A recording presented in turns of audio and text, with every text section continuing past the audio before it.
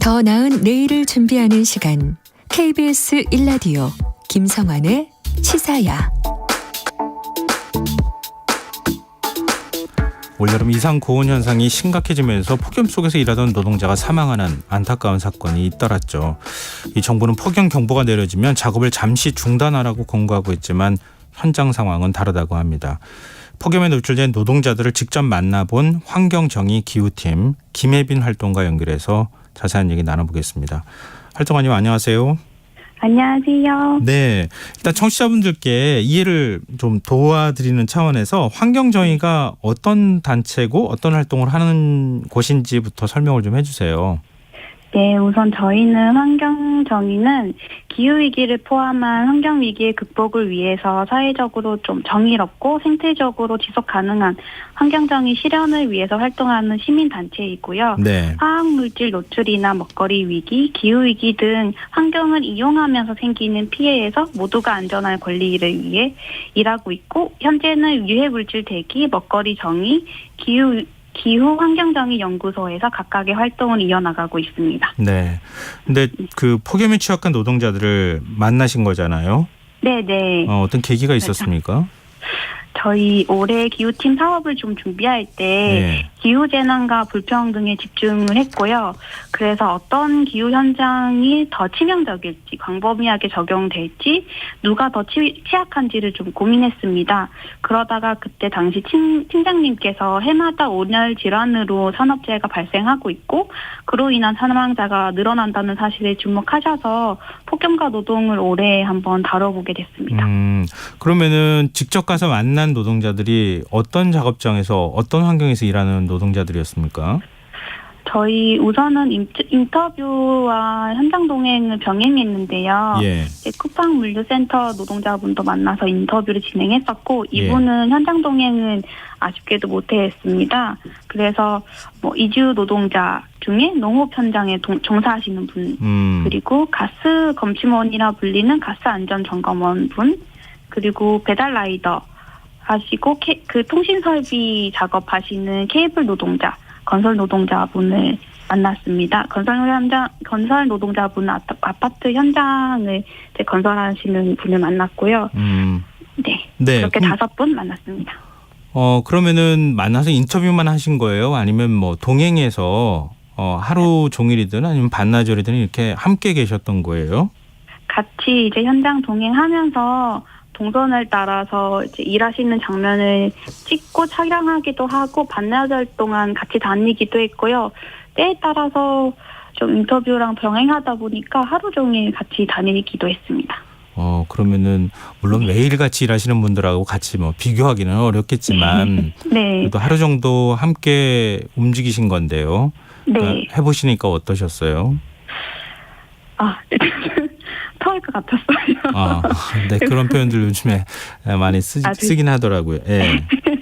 네, 우선은 에어컨 같은 냉방기기 없이 네. 30도 이상이 되는 야외에서 버텨야 했는데, 예. 현장 동행한 날 전부 다 폭염특보가 내렸습니다. 그래서 구름 낀 날이라도 습도가 높았고, 기온이 32도 이상이었고요. 예. 특히 비닐하우스나 야외 옥상 같은 데 갔었을 때는 가만히 있어도 숨이 막히고 몸이 익숙하지 않는 상태에서 현장 노동자분 일하는 속도에 맞춰서 움직이다 보니까 계속 이제 살이 빨개지고 땀이 이제 비 오듯 쏟아지고 그랬습니다. 이런 건 처음 해보신 거죠? 네.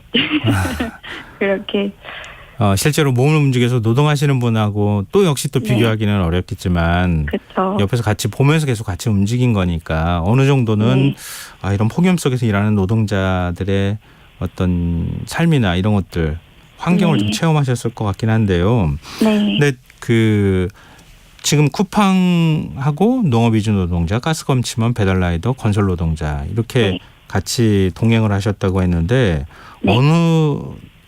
다 환경이 열악할 것 같긴 한데 어떤 노동자분들이 제일 열악한 환경에 있던가요?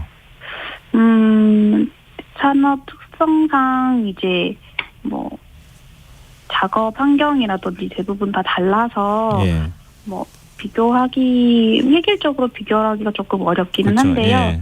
우선은 이제 뭐 외국인과 내국인의 입장 차이에서 보자고 하면 예. 열악하다고 생각하는 곳은 이주 노동자의 작업 환경이었는데요. 네. 비닐하우스에서 일하다 보니까 작물의 종류에 따라서 온습도가 다 다르겠지만 제가 방문한 곳은 온도계로 쟀을 때 38도였고요. 예. 그와 동시에 습한 정도가 비가 내리기 직전 정도의 좀 끈적한 느낌의 습도였습니다. 네. 그래서 가만히 있고 저는 이제 가만히 있으면서 이제 온도를 재고 현장을 기록하려고 가만히 있어도 습도가 높으니까 땀으로 체온 조절이 조금 힘들어서 그런지 그때는 현기증이 조금 나기도 했습니다. 근데 정부에서는 이런 식으로 아주 그 더운 작업 환경에서 일을 하는 노동자들의 경우에는 38도라고 말씀하셨으니까 이미 뭐 폭염 경보 기준은 그 넘은 건데요. 네. 잠시 작업을 중단하라 그리고 휴식을 취하라 뭐 이렇게 권고하고 있지 않습니까? 근데 그렇게 하던가요? 그게 사실은 그렇다고 하긴 하는데요. 예. 산업안전보건법이라고 이제 노동자의 산업재해를 예방하고 보호하기 위해 만들어진 산업안전보건법 안에서 예. 이런 폭염과 관련된 규칙은 공고사항이기도 하고요. 예. 그리고 법으로 강제하는 부분이 없다 보니까 대부분 야외 노동자들이 적용 대상에서 제외되고 휴게시설이나 휴식시간에 대한 규정이 있는 물류나 건설 노동자라도 근로감독관이 규칙을 근거로 감독을 해서 시정명령을 내리지 않으면 제대로 뭔가 지켜지지 않았던 상황이었습니다. 농업 이주 노동자들이 가장 힘들다고 말하는 게 뭐던가요? 가장 불편하고 어렵다고 하는 게요. 이제 소통의 문제에서 예.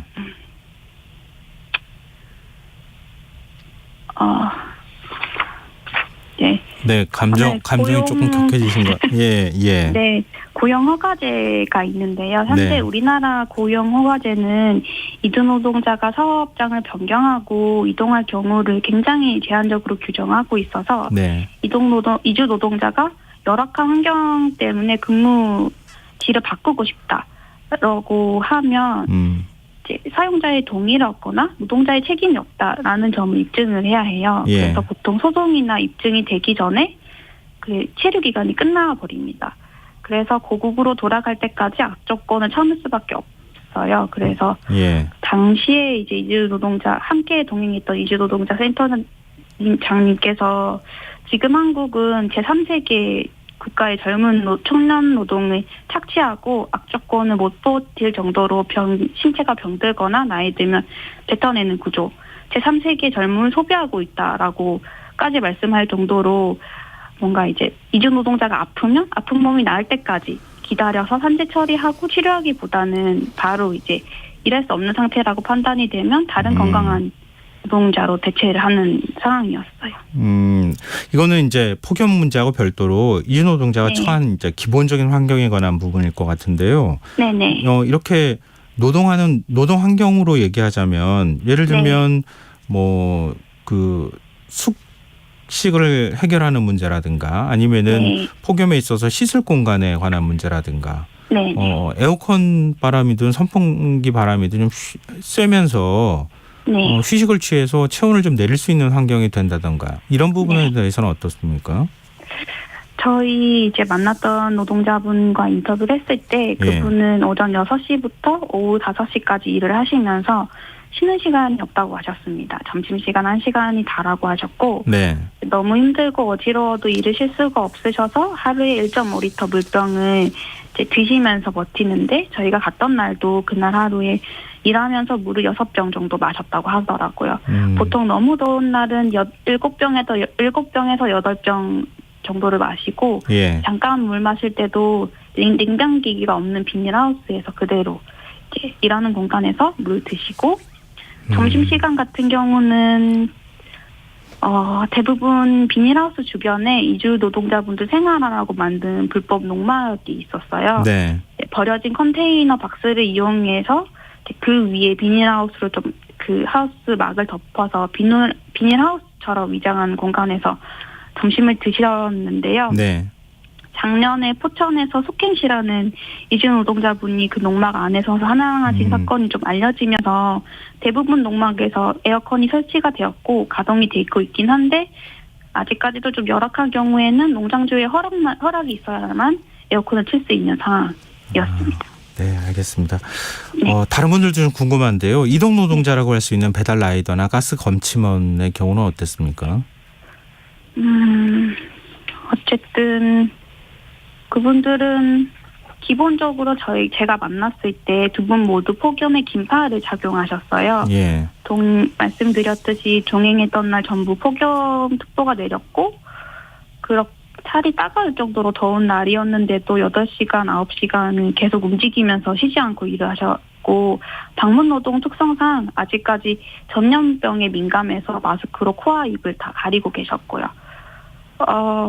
배달 노동 동행 때는 네. 오전 10시부터 30도가 넘어갔는데 이제 라이더분이 이제 쿨토시와 쿨마스크를 착용하시고 계셨지만 그거를 착용한 게 시원하려고 입는 게 아니라 땀이 뚝뚝 흐르니까 그 흐지 못하게끔 하려고 입는다고 하셨거든요. 그래서 이제 잠깐 음식을 찾으러 오시는 손님 기다리실 때 헬멧을 벗고 이제 모습을 보여주셨는데 정말로 아스팔트와 오토바이 차체에서 오는 열기 때문에 온몸이 땀으로 젖을 정도로 다 이제 흠뻑 젖으셨더라고요. 그리고 검침 노동자분과 동행했던 날도 최고 기온이 37도였어요.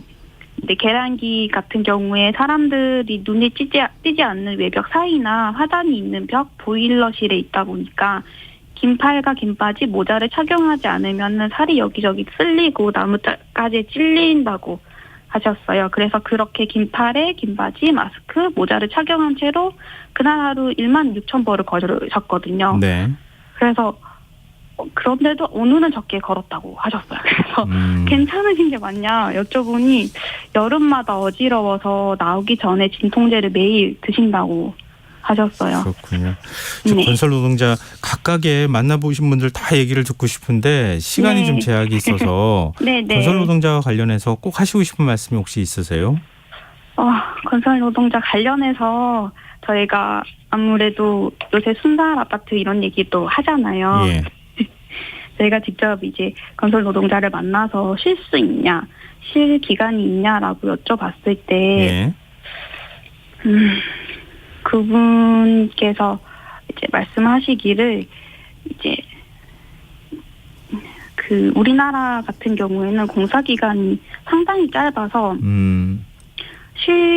그 기간에 맞추려면 쉴 수가 없다고 하셨습니다. 그래서 네.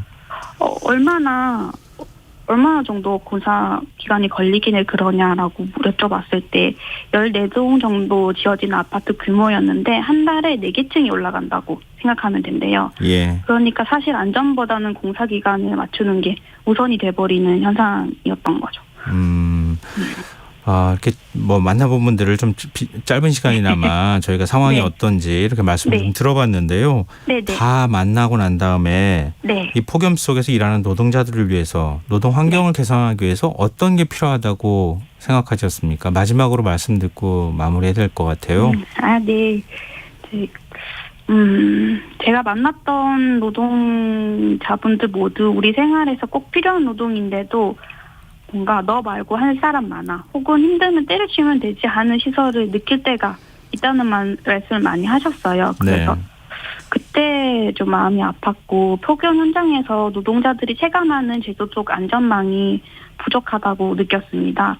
그리고 이런 뭔가 폭염으로부터 노동자들이 안전하기 위해서는 우선적으로 아까 말했듯 그 산업재해를 예방하고 보호하기 위해 만들어진 산업안전보건법에서 기후위기로 점점 더 심해질 폭염으로부터 신뢰할 것 없이 안전한 노동 권리를 좀 보장해야 한다고 생각합니다. 네, 알겠습니다. 네. 이 소중한 경험 제도적 뒷받침을 해 주시는 데 있어서 많이 활용됐으면 좋겠습니다. 오늘 말씀 고맙습니다. 감사합니다. 네, 지금까지 환경정의 기후팀 김혜빈 활동가였습니다.